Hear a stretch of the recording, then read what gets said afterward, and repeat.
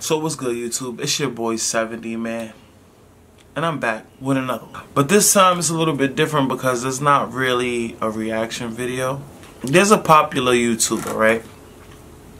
And he goes by the name of Hassan Campbell. And if you don't know who's Hassan Campbell, take a second, pause this video, type in his name, go check him out, and then come back to the video. Or maybe finish this video and then go see him. But I noticed this one thing. The other day I was watching him for about 4 hours on a live. Yes, he went live for 4 hours. And he had a lot of opinions, a lot of points. He had a lot of things that were funny, comical, and, you know, in that department. But one thing that I noticed is the day after he dropped that video, there were at least 100 to 200 pages of people that had something to say about that video. I noticed his name was in every title. His name will be in this title too. And there was a lot of people that had negative things to say about him. Some people had positive things to say about him. But one thing that I noticed is people had something to say about him. And I remember when I was young, I always heard this phrase where they said, as long as your name is being mentioned, you're the shit, no matter if it's good or bad. And I'm noticing this. I'm like, and I noticed this. He talked about friends. He talked about enemies. He talked about people talking about him. He talked about celebrities. He talked about so many things within that 4 hours. He had 4,000 people on his page. He talked about people that talk about him that can't even get 4,000 people on their page. And I'm not one to ride bandwagons or, you know, I like to go against the wave because I'm a different type of person. I'm the type of person basically that if y'all like this, I'm going to find a reason to like this, right? But one thing I know is I've been following him for probably about 2 years now. Maybe 2 years? Yeah, since the pandemic.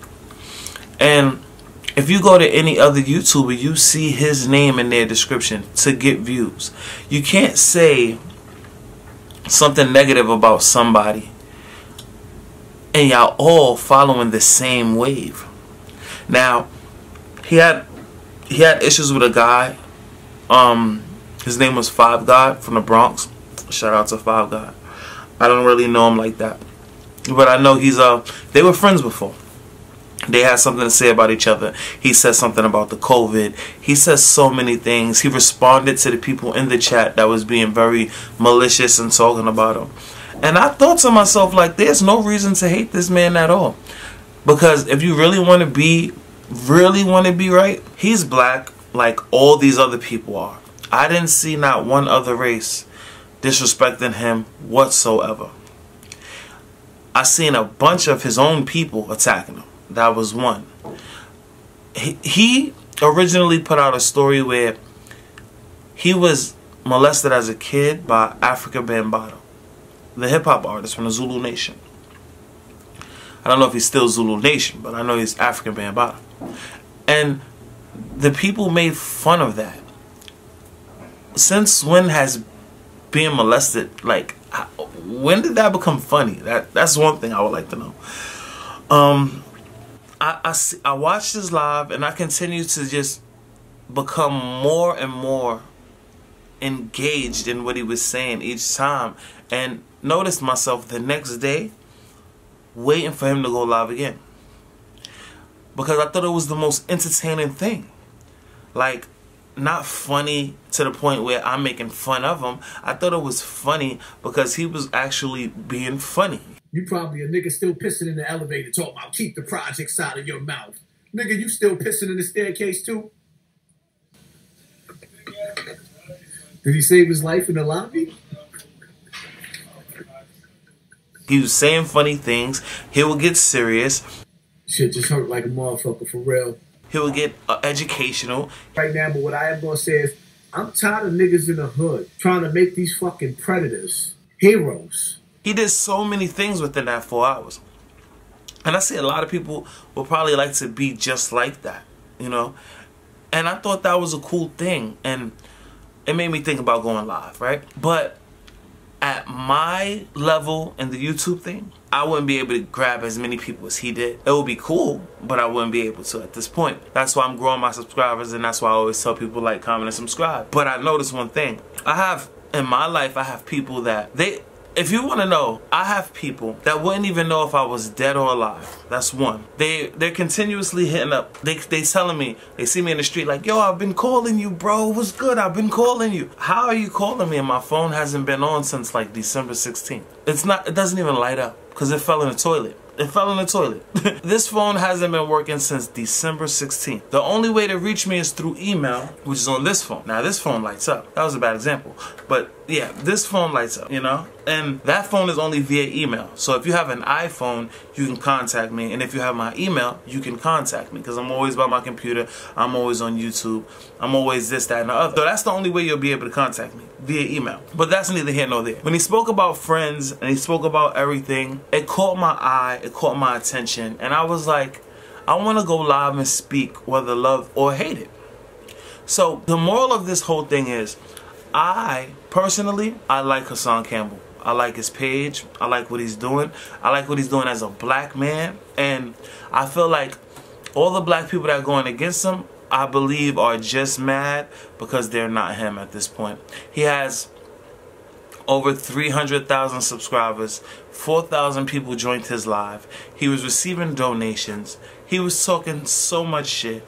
And I just wanted to say, is being toxic better than just being positive? Like, I can post a positive thing, but if I post that, nobody really engages into it. But if you're toxic, they engage. And I'm not calling Hassan Campbell toxic. I'm calling him great for what he did. The mind, the business mind, the way he's doing things is extraordinary.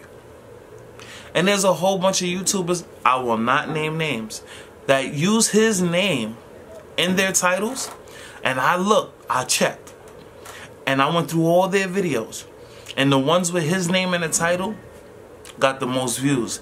The other day, and I'm gonna say his name, some guy, his name was Mr. Skinny TV. I watched him last night.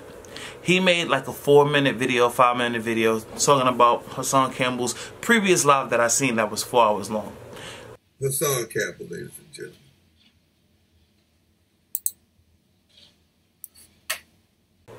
He said his numbers are dropping, this, that, and the other. If that is the definition of numbers dropping, I want that. I want that. Because if his numbers are dropping, he had almost 5,000 people in his live.